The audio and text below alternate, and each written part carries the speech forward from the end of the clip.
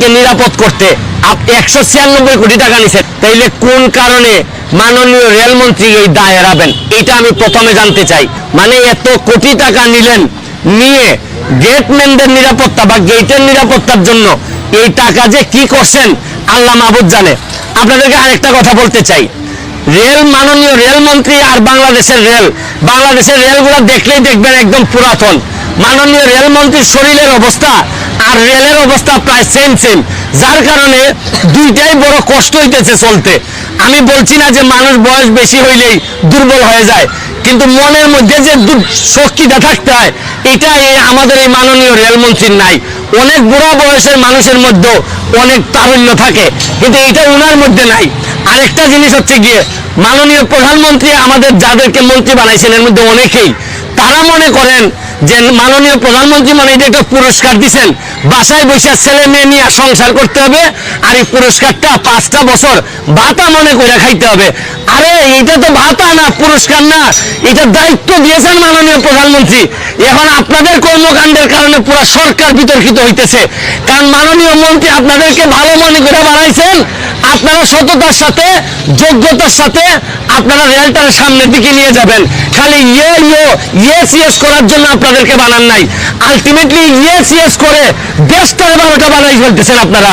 আজকে যে 12টা 11টা ছেলে মারা গেছে, আমি হরফ করে বলতে পারি 11টা ছেলেই মাননীয় রেলমন্ত্রীর চেয়ে বেশি কোয়ালিফাইড।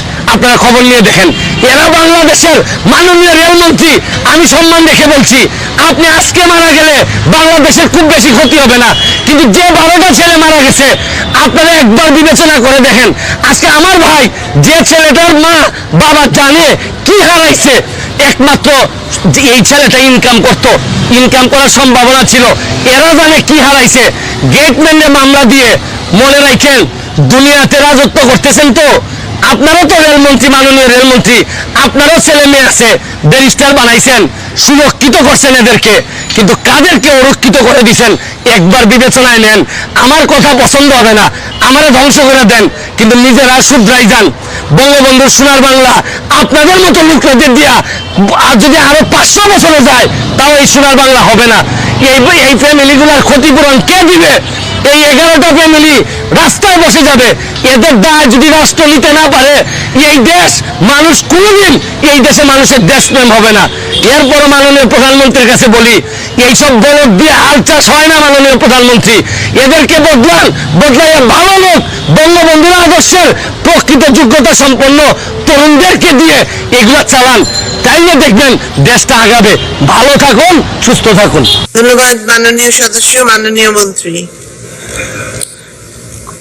মাননীয় স্পিকার, এই আখাউড়া থেকে সিলেট রেলপথটি ডবল গেজ করার জন্য এর আগেই টেন্ডার হয়েছিল, কিন্তু করোনাকালীন সময়ে এটা পিছিয়ে যায়। এটা নিয়ে এখন কাজ চলছে। এটা দ্রুত এই রেল লাইনের কাজ সম্পন্ন করার জন্য আমরা চেষ্টা করছি।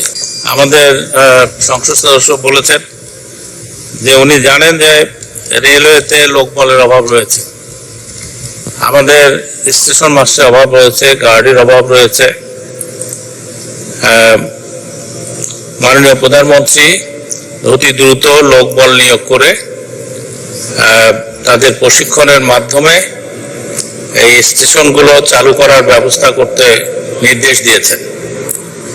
আমরা দ্রুত লোক নিয়োগ করে তাদের ট্রেনিং দেওয়ার পরে আমরা এই স্টেশনগুলো চালু করব ইনশাল্লাহ। আপনি জানেন যে বিএনপিরা বলে সারা দেশের মতো রেল লাইনকেও ধ্বংস করার জন্য আপনার গোল্ডেন হ্যান্ডশেকের নামে আমাদের দক্ষ জনশক্তি ধ্বংস করে দিয়েছিল, এবং আমাদের অনেক রেল লাইন তারা তুলে নিয়ে গিয়েছিল বন্ধ করে দিয়ে। আমাদের মাননীয় প্রধানমন্ত্রী ক্ষমতা গ্রহণের পরে রেলপথ সম্প্রসারণের জন্য ব্যবস্থা করেছেন। আমাদের নতুন নতুন ক্যারেজ আমদানি হচ্ছে, আমাদের ইঞ্জিন আমদানি